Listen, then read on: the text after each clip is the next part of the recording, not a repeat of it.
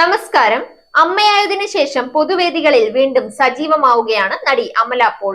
മാസങ്ങൾക്ക് മുൻപ് അമല തന്നെയാണ് ഗർഭിണിയാണെന്ന വിവരം ആരാധകരെ അറിയിച്ചതും. ഗർഭകാലത്തെ വിശേഷങ്ങൾ സമൂഹ മാധ്യമങ്ങളിലൂടെ നടി ആരാധകരോട് പങ്കുവച്ചിരുന്നു.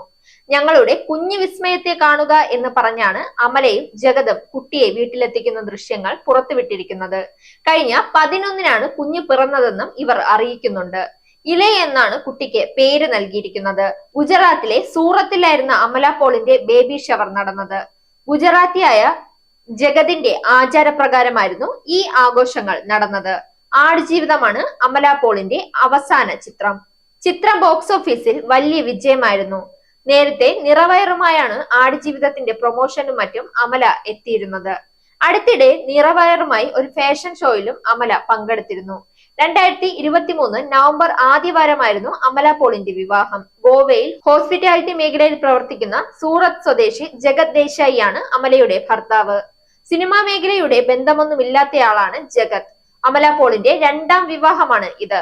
തമിഴ് സംവിധായകൻ AL വിജയുമായുള്ള വിവാഹബന്ധം 2017 വേർപെടുത്തിയിരുന്നു. സിനിമാ രംഗത്തും സജീവമാണ് അമല പോൾ ഇപ്പോൾ.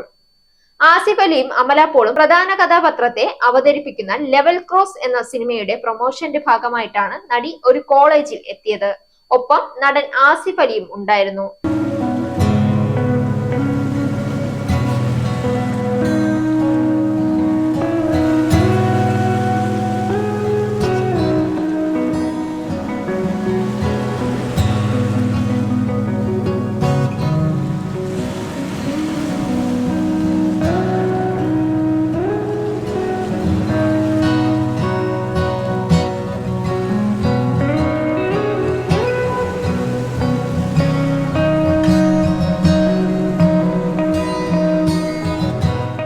ഇരുവർക്കും വലിയ സ്വീകരണമാണ് കോളേജിൽ ഒരുക്കിയിരുന്നത്.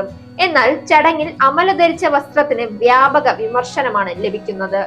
വളരെ ഇറക്കം കുറഞ്ഞൊരു വസ്ത്രമായിരുന്നു നടി ധരിച്ചത്.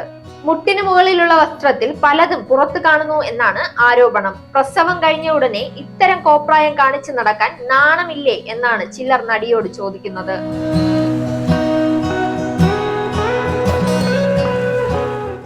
വീട്ടിൽ കാത്തിരിക്കുന്ന ഒരു കൊച്ചുണ്ട്, ആരും തള്ളല്ലേ എന്നും പറഞ്ഞാണ് അമല കാറിൽ നിന്നും ഇറങ്ങി വരുന്നത്.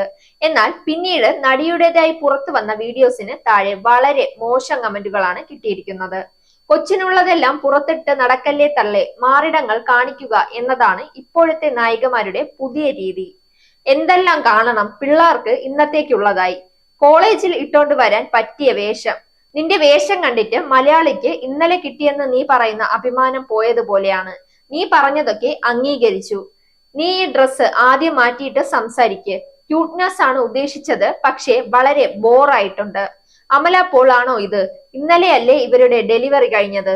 ഒരു വിദ്യാഭ്യാസ സ്ഥാപനത്തിലേക്ക് വരുമ്പോഴെങ്കിലും ഡ്രസ് കോഡ് നല്ലത് സ്വീകരിക്കാം. ഇതും ഒരു തരം രമേശ് നാരായണൻ സ്റ്റൈൽ പോലെ തന്നെ.